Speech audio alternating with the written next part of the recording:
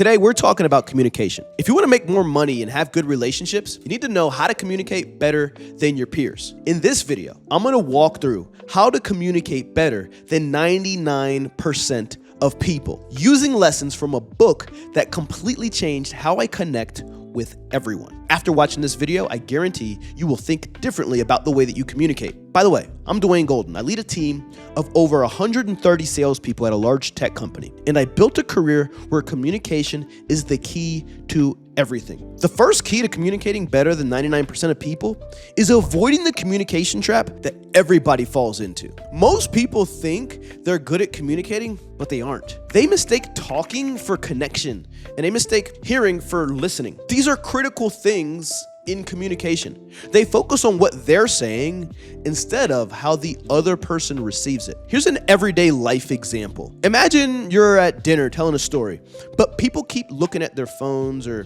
looking around the room. Maybe you're assuming they're just rude people, but the truth is you just lost them. Something in your delivery maybe, or maybe too many details, or no emotional hook or engagement. This is what caused them to tune out. But on the other hand, if you think about it, you probably have at least one friend in your life who always holds people attention. They instinctively know how to adjust their tone and their energy and their storytelling style to keep people engaged. Communication isn't just about speaking. It's about knowing when to adjust based on how people are reacting. But in order to know how to adjust, you need to know what specific signals to look out for, which brings us to the second key in better communication: the power of conversation signals. People subconsciously send out signals that tell us whether they feel heard or they feel engaged or if they're shut down. An example of this is, imagine you're catching up with a buddy and you're telling them about a recent trip you went on. If they're leaning in and nodding, right, and they're asking you questions, they're engaged. Keep going with your story. But if they start glancing around, or giving you just very short responses, pulling out their phone, that's a sign you're losing them. So what do? What you do is you adjust. Instead of continuing with the details, you got to shift gears. So something you might say is like, hey man, you seem a little distracted. What's on your mind? What's going on? This instantly re-engages them because you're acknowledging their state. You're not being confrontational. You're not angry. You're just like, hey man, you seem a little distracted. What's going on? So the best communicators are more focused on who they're speaking to and their reactions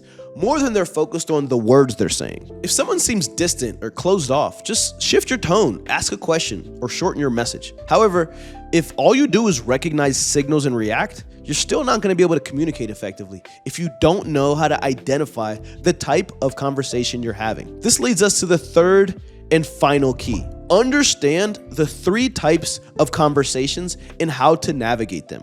Now, I got this from the book Super Communicators, which I highly recommend. You should go out and buy it. But in this book, Charles Duhigg identifies 3 types of conversations, and it's been so powerful for me in my everyday life. So the first conversation type he goes over is this one called practical conversations or fact-based conversations. And the way you can identify when you're having a practical or fact-based conversation is when somebody's looking for information or advice or a solution. The way you navigate these conversations effectively is to just be clear, efficient, succinct, and avoid over-explaining or adding unnecessary details. A good example of this is if somebody's asking you for restaurant recommendations, don't give them a 5-minute breakdown. Just list your top 3 spots and why you like them. The second type of conversation is the emotional or feelings-based conversations. And the way you can identify when you're having one of these conversations is when somebody's venting or they're upset or expressing feelings rather than looking for solutions. The way you navigate these is you simply listen and you don't aim to resolve or solve the problem for them. This is my biggest weakness in communication, quite frankly. A good example of this is maybe you got a friend complaining about their boss being unfair. Instead of providing solutions, you should say something like, man, that sounds frustrating. How are you handling this? This makes them feel understood instead of dismissed. This is challenging at times. If you're like me and you like solving things, sometimes it's better to just let them know that you listen and you empathize. And then the third conversation type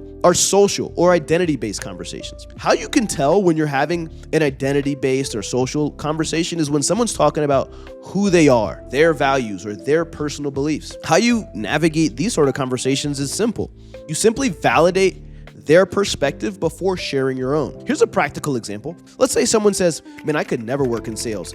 It feels so manipulative. Instead of arguing, one thing you could say is, yeah, A lot of people feel that way. I used to think that too until I realized good selling is just helping people make decisions. This keeps the conversation open instead of turning it into like a back and forth debate, which can be quite an unpleasant experience, especially if it's somebody you're just getting to know. If you're anything like me, you probably recognize that communication is the ultimate skill for success in just about every area of your life. The best communicators, they aren't just smart, they know how to make people feel understood. In business, in relationships, in sales, people follow those who can communicate clearly and confidently. If you really want to master conversations in your communication, check out this video where I talk about how to dramatically improve your conversation skills. I'll see you later.